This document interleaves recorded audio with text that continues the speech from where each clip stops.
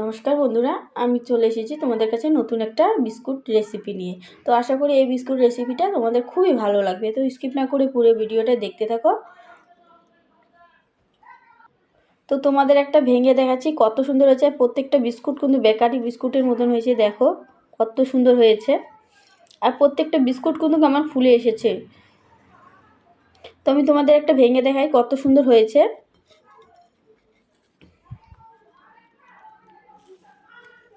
দেখো কত সুন্দর হয়েছে, অনেক সুন্দর কিন্তু হয়েছে। আর ভিতরটা দেখো, দেখে বুঝতেই পারছেন কতটা খাস্তা হয়েছে।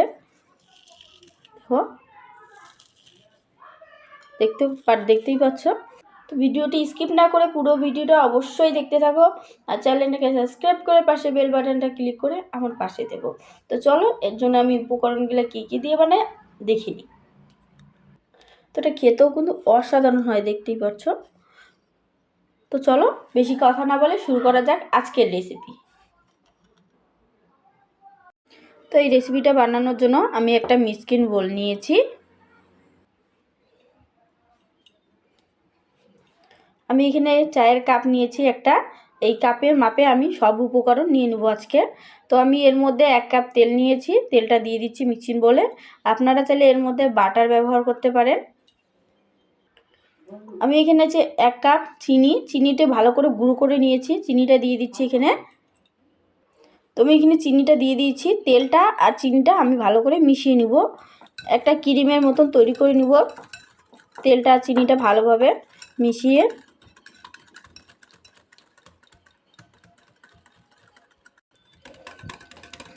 তো এটা ভালো করে ফেটিয়ে নিয়েছি। আর দেখো একটা ক্রিমের মতন তৈরি হয়ে গেছে। এখন এখানে দিয়ে দিচ্ছি আমি বেকিং পাউডার 1/2 চামচের মতন। আর এখানে আমি লবণ দিয়ে দিচ্ছি, 4 ভাগের 1 ভাগ আমি লবণ দিয়ে দিচ্ছি এর মধ্যে। এবার ভালো করে সব উপকরণগুলো আবার মিশিয়ে নেব। সব উপকরণগুলো আমি ভালো করে মিশিয়ে নিয়েছি, লবণ আর বেকিং পাউডারটা। এখন আমি যেই কাপ মাপে চিনি নিয়েছিলাম সেই কাপ মাপে আমি এর মধ্যে আটা নিয়ে নিচ্ছি। আপনারা চাইলে এটা ময়দা দিয়ে তৈরি করতে পারেন, আমি এখানে আটা ব্যবহার করছি। তো আমি আটাটা দিয়ে দিচ্ছি, আপনারা এখানে কম বেশ করে নিতে পারেন।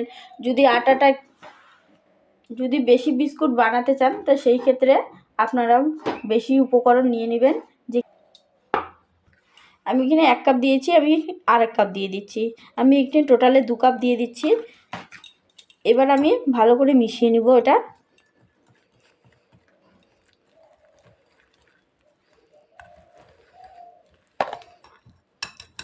এবার আমি এটা রেখে হাত ব্যবহার করব, হাত দিয়ে ভালো করে একটা ড্রো আকারে তৈরি করে নিব। অল্প অল্প আটা দিয়ে এর মধ্যে একটা ভালো সফট ডো তৈরি করে নিব।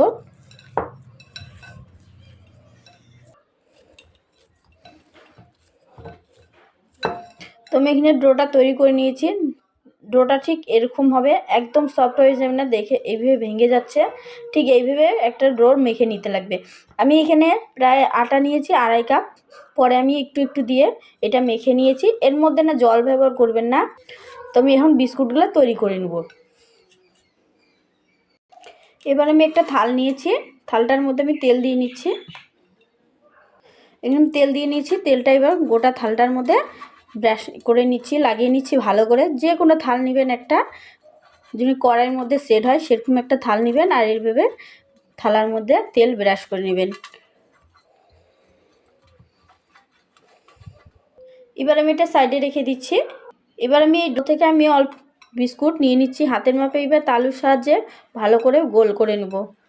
গোল করে নিয়ে এবার চ্যাপটা শেপে করে নিব। এই যে চ্যাপটা শেপে করে নিলাম। আর সাইডগুলো একটু ভালোভাবে আমি ফাটালো যদি না থাকে সেইভাবে আমি এটা সেট করে নিলাম।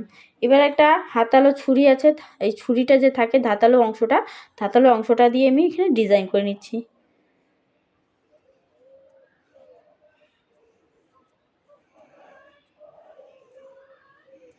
দেখো কত সুন্দর ডিজাইন হয়ে গেছে।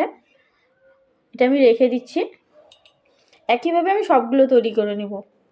তো আমার সবগুলো তৈরি হয়ে গেছে, দেখো কত সুন্দর হয়ে গেছে, কত সুন্দর লাগছে। আর এটা তৈরি করার পরে কিন্তু আরও অনেক সুন্দর লাগবে দেখতে, যেমন খেতেও তেমন অসাধারণ এটা। চলো এটা তৈরি করে নিই। তো আমি এখানে আগের থেকে কড়াইয়ের মধ্যে বালু দিয়ে একটা স্ট্যান্ড দিয়ে পুরো হিট করে নিয়েছি। এখন আমি এই যে বিস্কুটের প্লেটটা যে আমি সাজিয়েছি তেল দিয়ে ভালোভাবে সেট করে নিয়েছি, এটা আমি এখানে বসিয়ে দিচ্ছি ভালোভাবে। এবার আমি এটা ঢেকে দিব, প্রায় 40 মিনিটের মতন এটা ব্রেক করে নেব। তার আগে কোনো ঢাকা উল্টানো যাবে না, না হলে যে হাওয়াটা থাকে হাওয়াটা বের হয়ে যাবে। তো আমি এটা 40 মিনিট পরে তোমাদের কাছে ফিরে আসছি। তো 40 মিনিট পরে আমি ফিরে আসছি। এবার দেখবো বিস্কুটটা কীরকম হয়েছে।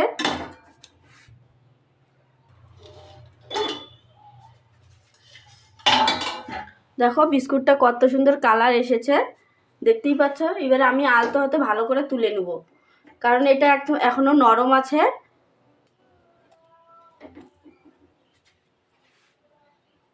আমি থালাটা শুদ্ধ নামিয়ে নিব। আমি একইভাবে বাকিগুলোও তৈরি করে নিব। ঢেকে দিচ্ছি।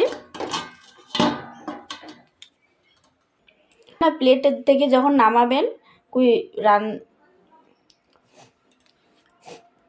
তো এটা প্লেট থেকে যখন নামাবেন, কড়াই থেকে যখন নামাবেন, যেই থালাটাতে বসাবেন বিস্কুটগুলো, সেই থালাটা জুনি বা প্লেটটা বা থালাটা যেটাতেই বসান সেটা জুনি ঠান্ডা হয়, তারপরে বিস্কুটগুলো নামাবেন। কারণ গরম অবস্থায় বিস্কুটগুলো কিন্তু অনেক নরম থাকে। তো আমার সবগুলো ব্রেক করা হয়ে গেছে, আমি সব প্লেটে সাজিয়ে নিয়েছি। দেখো কত সুন্দর হয়েছে বিস্কুটগুলো, খুব সুন্দর হয়েছে। আর প্রত্যেকটা বিস্কুট দেখো একদম বেকারি বিস্কুটের মতন হয়েছে, আর খুব সুন্দর খাস্তা হয়েছে। তো তোমাদের একটা ভেঙে দেখাচ্ছি কত সুন্দর হয়েছে। প্রত্যেকটা বিস্কুট কিন্তু বেকারি বিস্কুটের মতন হয়েছে, দেখো কত সুন্দর হয়েছে। আর প্রত্যেকটা বিস্কুট কিন্তু আমার ফুলে এসেছে। তো আমি তোমাদের একটা ভেঙে দেখাই কত সুন্দর হয়েছে।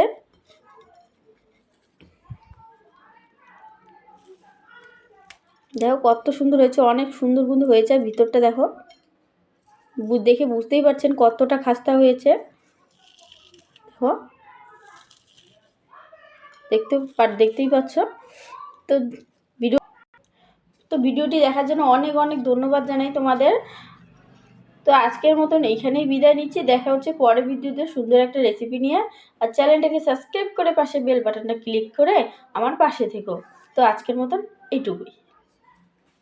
এই বিস্কুটটা যত ঠান্ডা হবে তত খাস্তা হতে থাকবে এই বিস্কুটটা।